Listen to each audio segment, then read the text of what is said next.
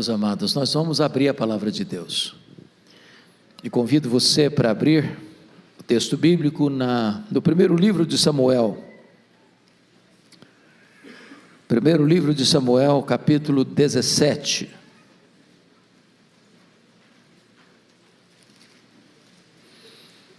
Esta é uma narrativa bíblica bem conhecida de todos.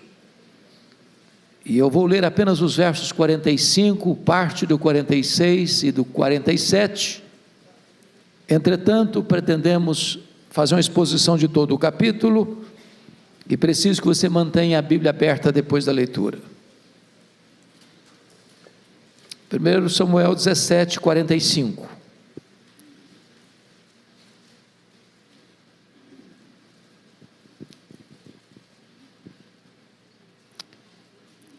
Davi, porém, disse ao filisteu, referindo-se a Golias: Tu vens contra mim com espada e com lança, e com escudo. Eu, porém, vou contra ti em nome do Senhor dos exércitos, o Deus dos exércitos de Israel, a quem tens afrontado. Hoje mesmo o Senhor te entregará nas minhas mãos. Parte B do verso. E toda a terra saberá que há Deus em Israel. Saberá toda essa multidão que o Senhor salva, não com espada, nem com lança, porque do Senhor é a guerra, e Ele vos entregará nas nossas mãos. Amém.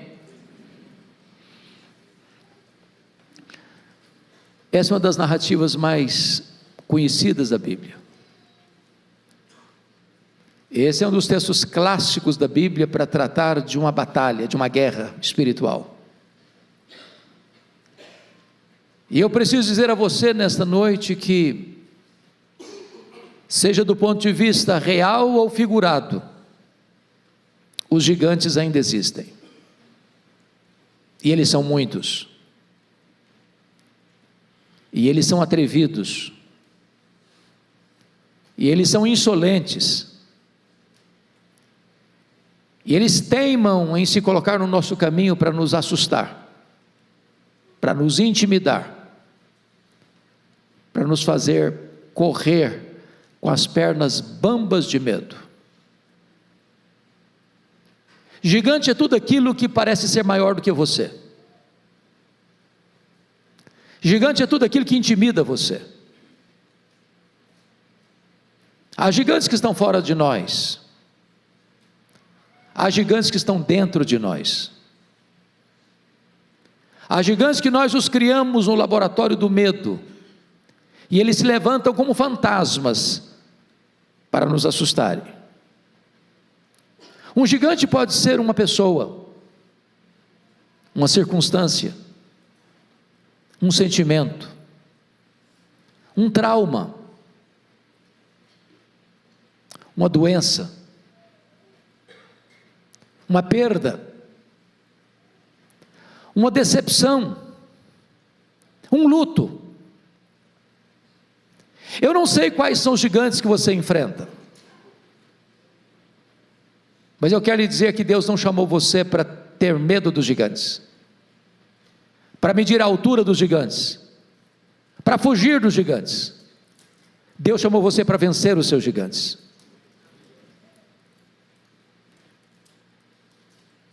Talvez vencedores gigantes não nascem, eles são feitos, forjados na urdidura da luta.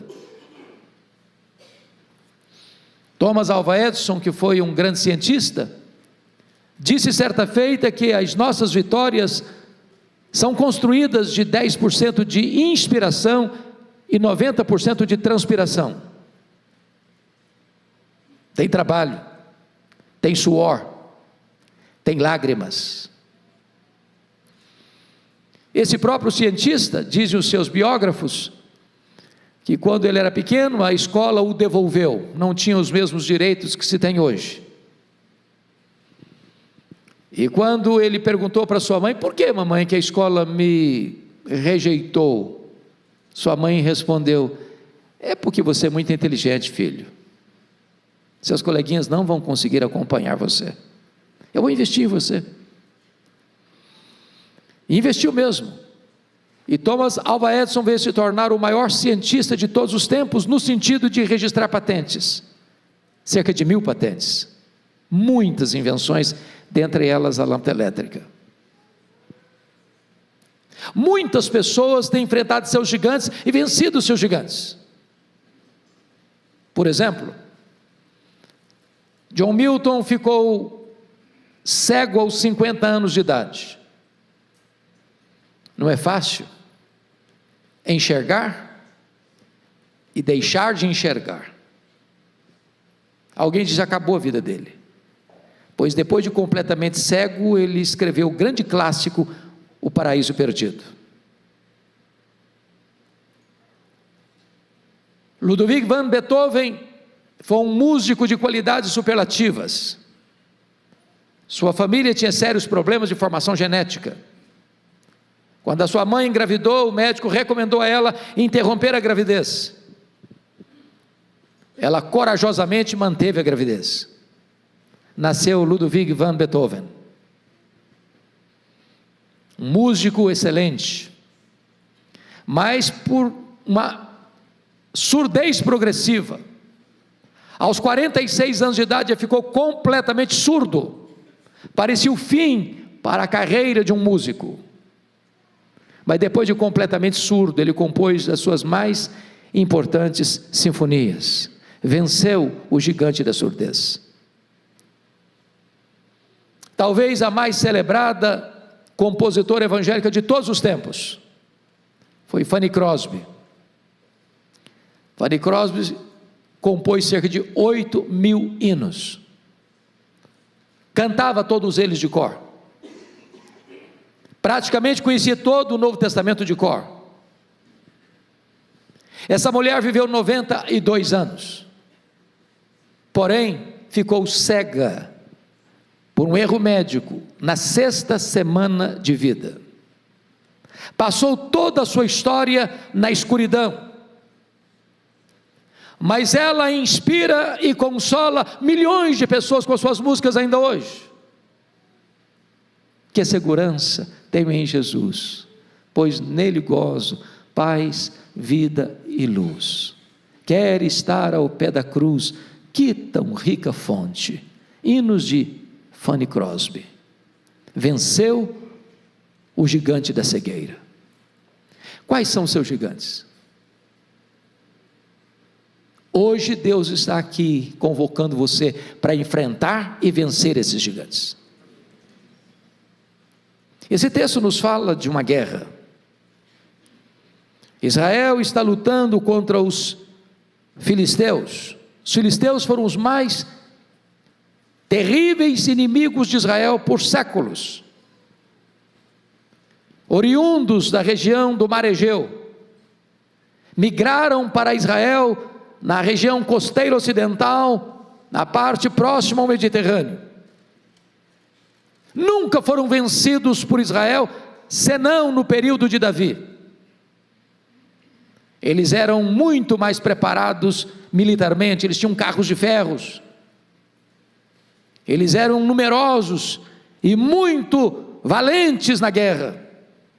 E agora, de um lado está o exército de Israel, do outro lado estão os filisteus.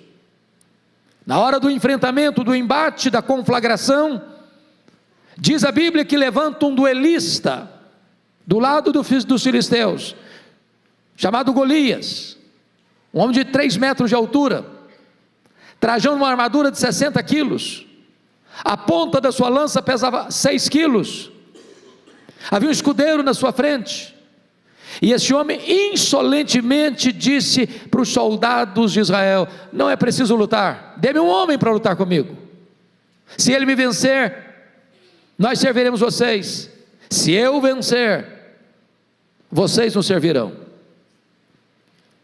E diz a Bíblia que durante 40 dias, 2 vezes por dia, esse duelista filisteu desafiou o exército de Israel, e todos fugiram de medo. O moral do exército de Israel estava baixo. Porém, na hora da debandada geral, no 40º dia, Na 80ª vez, chega Davi no acampamento, para levar provisão para o comandante e para os seus irmãos, e ele quer saber o que está acontecendo. E informam para ele: tem um gigante, um duelista, um homem experimentado na guerra, que está nos humilhando, nos afrontando. Ele é imbatível, ele é invencível, ninguém pode lutar com ele. E quando Davi escuta essa história, ele pergunta: mas quem é esse incircunciso filisteu para afrontar os exércitos do Deus vivo? E se dispôs a enfrentá-lo, e a vencê-lo, e o enfrentou e o venceu. Daí decorre então o tema dessa meditação: quais são os atributos de um homem vencedor de gigantes? Esse texto nos aponta para isso. Com a Bíblia aberta comigo, confira por gentileza. Em primeiro lugar, veja você o verso 24. Todos os israelitas, vendo aquele homem, fugiam de diante dele e temiam grandemente, e diziam uns aos outros: viste aquele homem que subiu? Pois subiu para afrontar a Israel. Um vencedor de gigantes, irmãos, não escuta a voz dos pessimistas. Os pessimistas estão por aí crescendo como cogumelo, estão por toda parte, e eles vão olhar para vocês e dizer assim: é uma loucura você enfrentar o seu gigante, você não vai conseguir, isso é maior que você, é melhor desistir, é mais seguro fugir. Se você escutar os arautos do pessimismo, se você escutar os embaixadores da incredulidade, se você der crédito a esses pessimistas, você também vai fugir. Eu fico olhando a história de Israel, daqueles 10 espias que voltaram de avistar a terra e deram um relatório muito negativo. A terra é boa, lá mana leite e mel mesmo, os frutos da terra são excelentes, trouxemos até evidências disso, mas tem um problema: lá tem cidades fortificadas, lá tem guerreiros, lá tem gigantes, a terra é inconquistável, ela é boa, mas não é para o nosso bico, não dá para nós. Aliás, aos olhos daqueles gigantes, nós somos gafanhotos. Para ser sinceros, aos nossos próprios olhos, nós somos gafanhotos.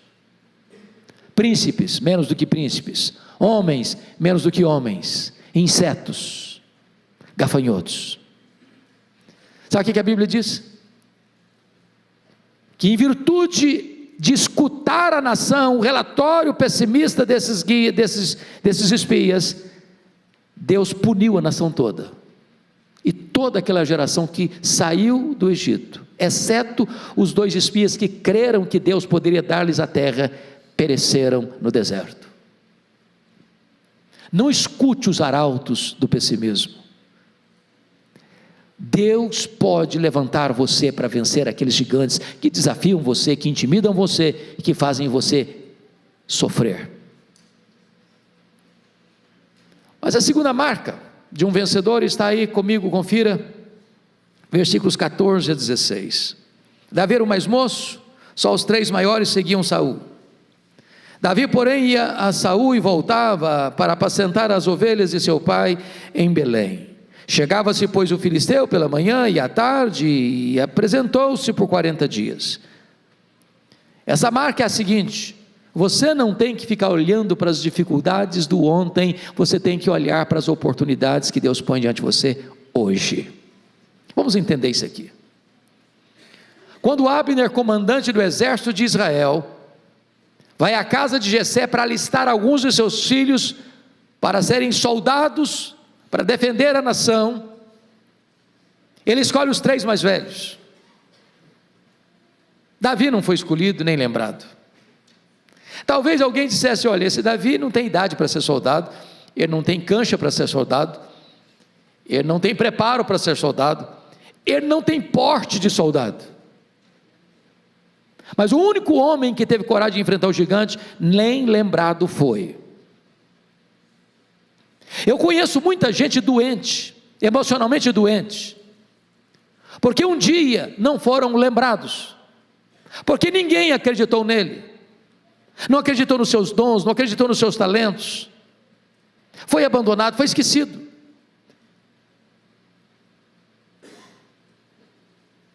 Eu conheço muita gente que diz, mas a minha vida é ruim assim, sabe por quê? Porque eu não nasci num berço de ouro, porque eu não estudei numa boa escola de referência, porque eu não tive chance de fazer um curso superior.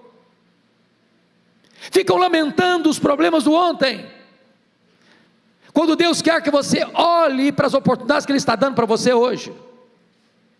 Leia a Bíblia, leia a história, você verá que os grandes vencedores não nasceram em berço de ouro, foram forjados na urdidura da luta. Não importa o seu grau de instrução, não importa o seu berço, se de ouro ou berço de palha, o que importa é que Deus pode levantar você na sua geração, para ser uma bênção e para ser um vencedor de gigantes. Terceira marca de um vencedor de gigantes. Confira comigo os versos 28 a 30. Ouvindo Eliabe, seu irmão mais velho, falar àqueles homens, acendeu-se-lhe a ira contra Davi e disse: por que desceste aqui? E a quem deixaste aquelas poucas ovelhas no deserto? Bem conheço a tua presunção e a tua maldade, desceste apenas para ver a peleja. Respondeu Davi: que fiz eu agora? Eu fiz somente uma pergunta. Desviou-se dele para outro e falou a mesma coisa. Terceiro lugar, irmãos, um vencedor de gigantes é alguém que precisa aprender a lidar com seus críticos. Nos meus 41 anos de pastorado, preciso reconhecer que eu não conheço ninguém que se levantou ou foi levantado por Deus, melhor dizendo, para uma grande obra, que não tenha enfrentado críticas. Quem tem medo de críticas não serve a Deus. Quem tem medo de críticas está mais interessado nos aplausos humanos do que na glória de Deus. Agora é verdade que há críticas e críticas. Tem crítica que vem para ajudar você, para impulsionar você. Alguém que está interessado em ajudar você, em cooperar com você. Mas há críticas que vêm para destruir você, para humilhar você, para derrubar você. Esse tipo de crítica dói muito. Mas eu vou lhes dizer quando é que a crítica dói mais. Em primeiro lugar, a crítica dói mais, meus irmãos, quando ela vem daqueles que deveriam estar do nosso lado e estão contra nós. É gente que faz parte da mesma equipe, da mesma igreja, da mesma família e joga contra o patrimônio. Faz gol contra, torce contra. Notem vocês que Eliabe é irmão de Davi, é sangue de Davi, é carne de Davi, e está contra Davi. A gente chama isso de fogo amigo. É gente que puxa o tapete. Quando uma pessoa próxima de você critica você, isso dói mais do que quando um estranho critica você.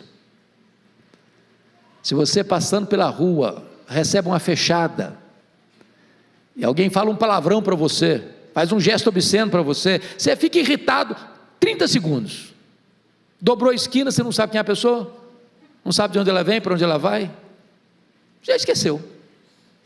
Agora quando alguém da sua família cutuca você, critica você, tenta humilhar você, isso dói. Segundo, sabe quando a crítica dói mais? É quando ela vem daqueles que nos conhecem há muito tempo.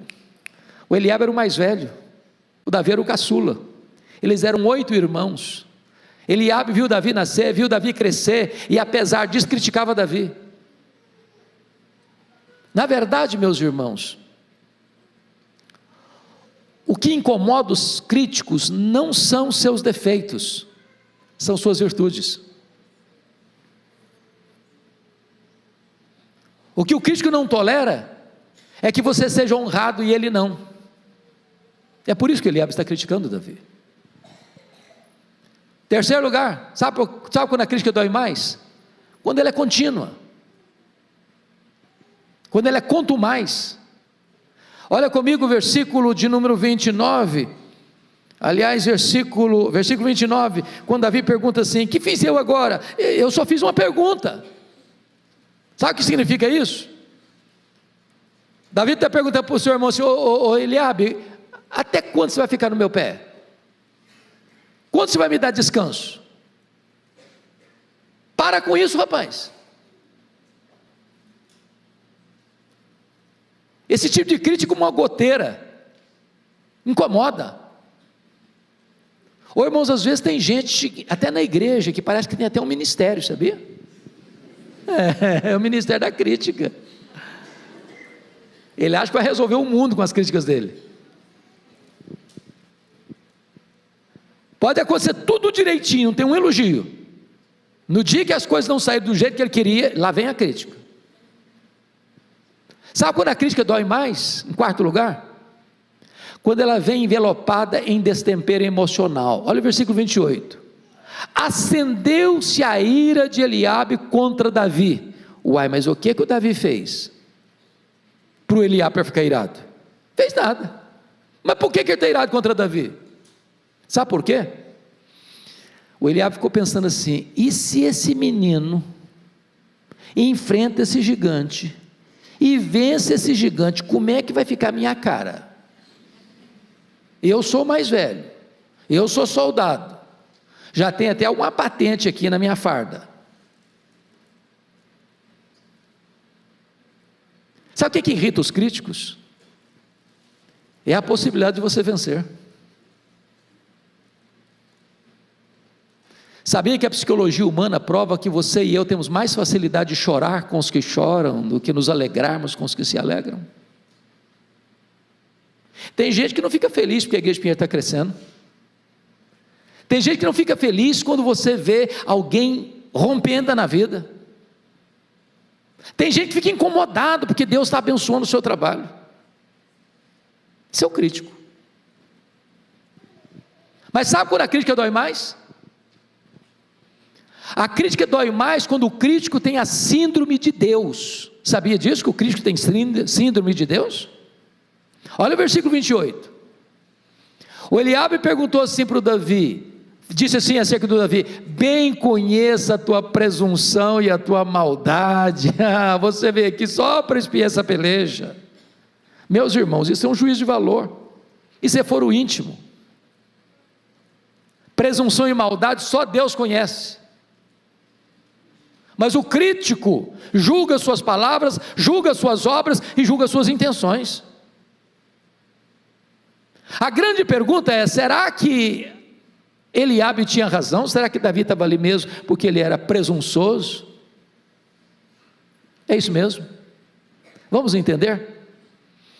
Se você virar a página da sua Bíblia para o capítulo 16, no capítulo 16 aconteceu uma cerimônia lá na casa do Jessé. Deus mandou o profeta Samuel à casa do Jessé para ungir um dos filhos de Jessé, rei de Israel, em lugar de Saul. E quando o profeta Samuel está chegando, a primeira pessoa que ele encontra é o Eliabe, rapaz bonitão, capa de revista. E aí o Samuel pensou logo: está aí o ungido do Senhor. Disse: vai devagar, profeta, aí só tem casca, é só verniz. Nesse não.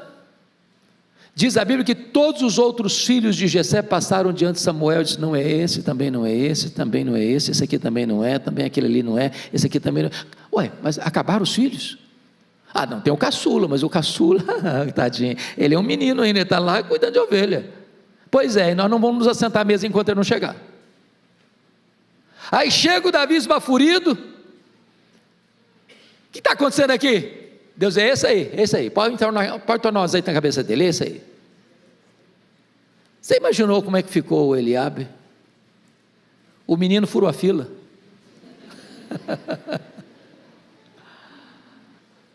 Agora, preste atenção nisso. Os três mais velhos estão na guerra. O Jessé dá um recado para o Davi: ô meu filho, deixa as ovelhas aí sob cuidado de alguém, vem cá, eu preciso de você. Ô filho, eu preciso que você leve esses pães e esses queijos para o comandante e para os seus irmãos. Davi poderia ter dito assim para o seu povo: papai, eu acho que o senhor não está entendendo nada. O senhor não sabe o que aconteceu aqui em casa, não? O senhor não sabe que eu sou o futuro rei de Israel, não? O senhor não sabe que agora eu preciso preservar minha imagem? Ué, mas o que é isso? Ué? Eu me dá um agora de office boy? Como é que fica a minha imagem? E a minha reputação? Vou não, o senhor arranja outro. Agora eu tenho que manter a pose. Portanto, quando Davi vai, ele é humilde, não presunçoso. O problema é que o crítico transforma a sua virtude em defeito, e critica a sua virtude como se defeito fosse. Sabe quando a crítica dói mais? Em último lugar, a crítica dói mais quando o crítico quer humilhar você diante das outras pessoas. Olha a pergunta do Eliabe no verso 28. Ô menino, com quem você deixou aquelas poucas ovelhas no deserto? O que ele está falando aqui? Trocando em miúdos, sabe o que ele está dizendo para Davi? Menino, recolha-se a sua insignificância. Coloque-se no seu lugar, rapaz. Quem é você? Você não passa de um pastorzinho de poucas ovelhas no deserto e vai dar uma de valentão aqui, tem um exército inteiro fugindo desse gigante. Quem é você, cara? Enxerga-se. O que ele está fazendo? Humilhando Davi diante dos soldados de Israel. Deixa eu dizer uma coisa a você muito séria. A única maneira de você lidar com seus críticos é fazer o que Davi fez. O que Davi fez? Confira o versículo 30. Está escrito aí: desviou-se dele para outro e falou a mesma coisa. Se você escutar os críticos, você perde a alegria, você perde a paz, você perde o sono, você perde o apetite, você perde a saúde, você perde o foco. Não gaste tempo com os críticos. Deus chamou você para vencer os gigantes.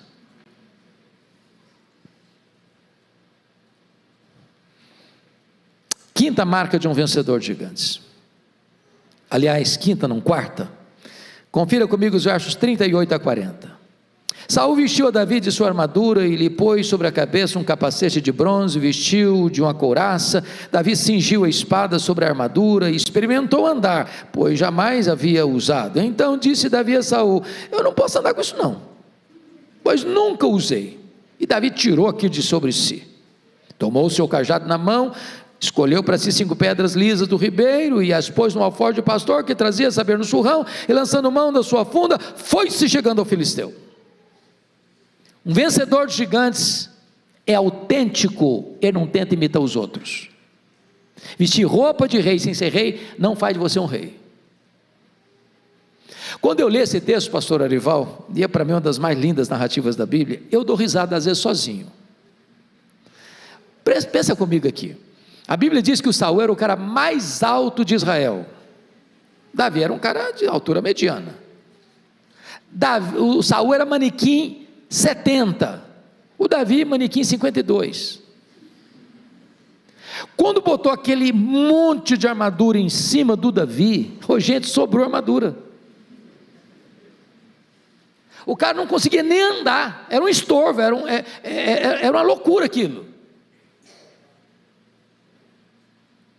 Agora, bota a espada do Saul devia ser maior que a dos outros, ela encostava lá no chão.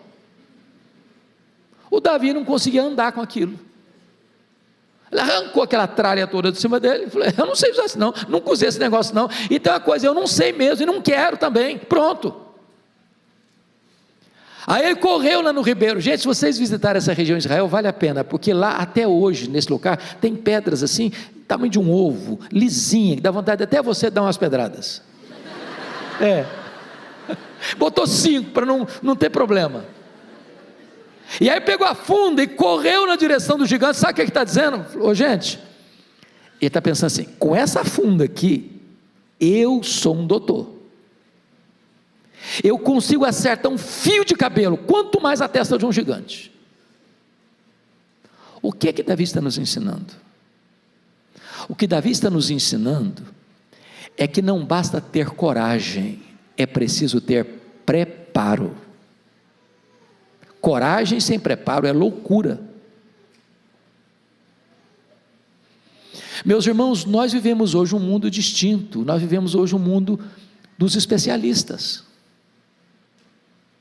Por exemplo, Você se lembra que no passado, bem recente, você tinha uma coisa chamada médico da família, lembra disso?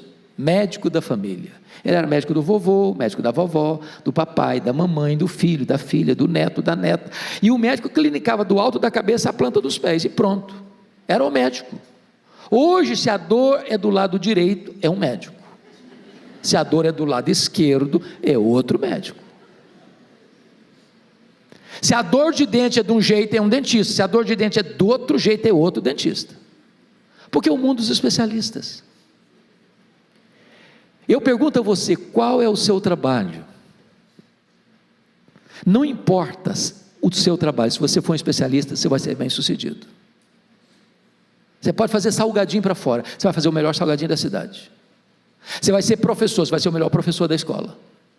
Você vai ser um comerciante, você vai ser o melhor comerciante da cidade. Você vai ser um advogado, um engenheiro, você vai ser um industriário, você vai ser um empresário, você vai ser um taxista, um motorista de Uber, você vai se especializar, você vai fazer com excelência.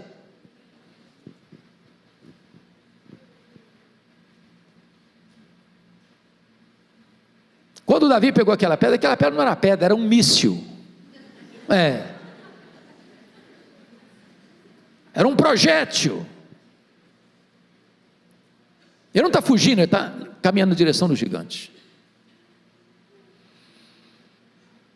Mas, em quinto lugar, um vencedor de gigante, irmãos, está aí no versículos 45 a 47, nós não vamos ler agora porque lemos no começo.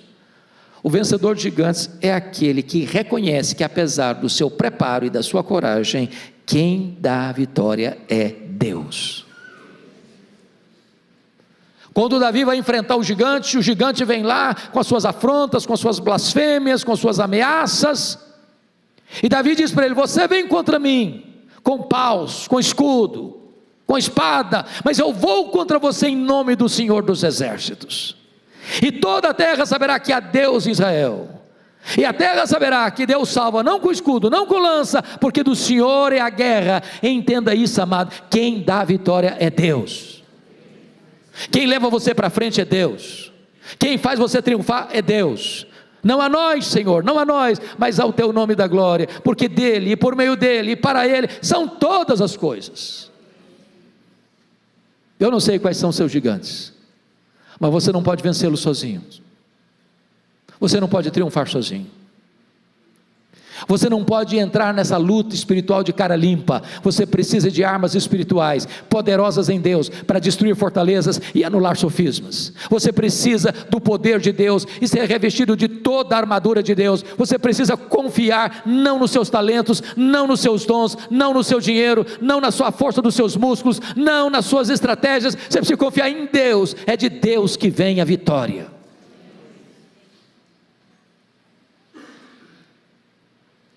Sexto lugar, um vencedor de gigantes. Confira comigo o verso 48, por favor. Sucedeu que, dispondo-se o filisteu a encontrar-se com Davi, este se apresentou e, deixando as suas fileiras, correu de encontro ao filisteu. Um vencedor tem pressa para vencer. Compare o 48 com 24, por favor. Está escrito 24, todos os israelitas, vendo aquele homem, fugiam de diante dele, e temiam grandemente. Mas o 48 diz, correu Davi de encontro ao filisteu. Qual a importância disso aqui, irmãos? A Bíblia diz que a esperança que se adia, adoece o coração.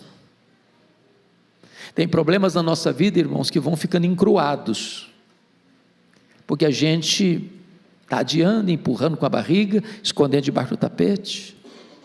É aquela conversa, é aquele confronto, é aquele perdão, é aquele acerto,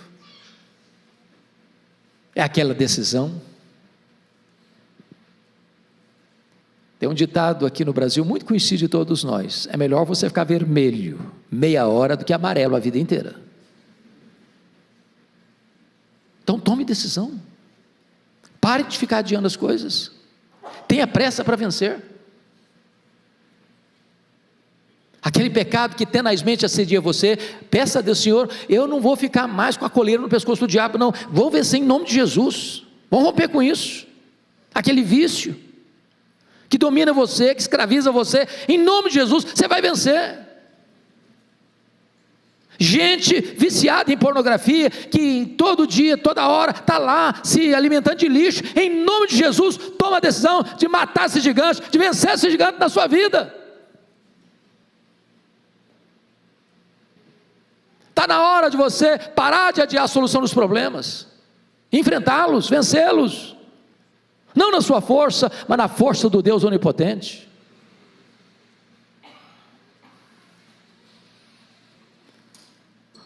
Quando eu li o livro O Monge Executivo, eu li numa sentada, mas eu só lembro de uma frase.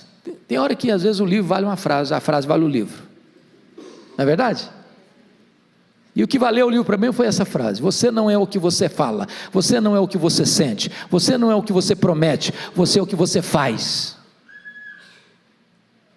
Domingo após domingo a gente chega aqui, e a gente escuta, e a gente escuta, e a gente escuta. É preciso tomar decisão. Decisão. Mas em último lugar, sétimo lugar, confira comigo o verso 52. Então os homens de Israel e Judá se levantaram e jubilaram e perseguiram os filisteus até Gate e até as portas de Ecrom, e caíram filisteus feridos pelo caminho de Sarim até Gate até Ecrom. Um vencedor de gigantes é alguém que encoraja outros também a vencerem. Quando o gigante veio blasfemando contra Davi, não precisou de 5 pedras, bastou uma. E Davi encravou aquela pedra na testa do gigante. Ele caiu, Davi subiu em cima dele, pegou a espada dele e tosou-lhe a cabeça. Então os soldados de Israel, acovardados até então, cobraram ânimo e entraram na peleja e tiveram uma vitória consagradora. Me permita dizer isso: às vezes a luta é carreira solo, mas a celebração da vitória deve ser coletiva. Não basta apenas você vencer, você precisa encorajar outros também a vencerem. Irmãos queridos, nós ainda temos nessa questão da pandemia, muita gente que ficou com medo de voltar para a igreja. Graças a Deus aqui em Pinheiros é pouca gente, né, pastor? Graças a Deus.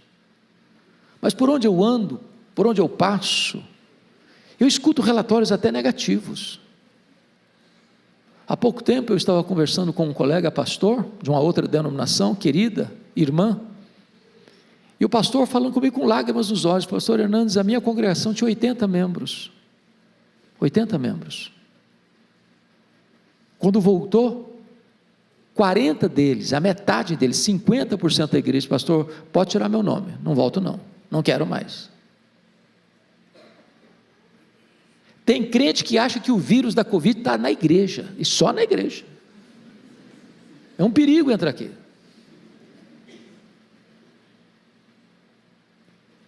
Nós louvamos a Deus pelo alcance que essa igreja tem nas mídias sociais, louvamos a Deus mesmo. Mas se você pode vir para a igreja e não está vindo, você tem que vencer esse gigante. Tem que vencer esse gigante. Talvez está na hora, meu irmão, de você olhar e dizer: meu Deus, quem que não está aqui? Que você conhece, está na hora de, sei lá, fazer uma visita, dar um telefonema, encorajar alguém. Tem hora, irmãos, que basta uma despertada, um empurrãozinho, uma palavra, uma oração. Nós somos um time, nós somos uma equipe, nós somos uma família, nós somos um rebanho, nós somos um povo, nós estamos conectados uns com os outros. Nós não podemos deixar ninguém para trás. Em vez de criticar, de desanimar, de dar discurso de negativismo e pessimismo, incredulidade, nós temos que dizer: meus irmãos, vamos juntos, estou com você, vamos juntos, meu irmão, vamos juntos, Você é um encorajador. Nas palavras lá de Filemon, você é um Filemon que encoraja o coração dos santos, um abençoador. Eu queria terminar com uma ilustração que eu amo, que me marca muito, me abençoa muito. Aconteceu numa Paralimpíada de Seattle, nos Estados Unidos. E a modalidade mais esperada e iria fechar aquela Paralimpíada ia acontecer no estádio. E as moças iriam fazer a última corrida, a mais longa corrida. Havia uma delas que era famosa e era a forte candidata a sagrar-se campeã, no sentido de ganhar a medalha de ouro. O estádio estava lotado, aguardando essa modalidade esportiva. E vocês sabem que as Paralimpíadas são feitas por atletas com deficiência física. E quando as atletas entraram na pista, ao sinal de largada, aquela moça que era forte candidata a ganhar a medalha de ouro, já ganhou a dianteira, recebendo os ruidosos e efusivos aplausos da multidão. Mas para espanto de todos, num dado momento, ela tropeçou e caiu. A multidão imediatamente concentra os seus aplausos na que vinha em seguida, para que ela entrasse e ganhasse a medalha de ouro. Mas para surpresa da multidão presente e do mundo que assistia, ela parou, estendeu a mão que estava no chão, a concorrente, e a levantou. As outras chegaram e, rompendo o protocolo da Paralimpíada, todas elas deram as mãos e correram juntas para a reta de chegada. O estádio aplaudiu demoradamente. O mundo foi impactado pelo exemplo delas, mostrando para o mundo uma lição: as vitórias mais importantes da vida são aquelas que nós as compartilhamos com outras pessoas. Mais do que um vencedor, você deve ser também um encorajador. Mas, meus irmãos, eu quero concluir dizendo que o que nos encanta não é Davi. Davi era um homem como você e eu, de altos e baixos, de avanços e recuos, de escaladas e quedas. Davi também teve medo, Davi também se acovardou, Davi também caiu. Davi está aqui hoje. O coração dele bate no nosso peito.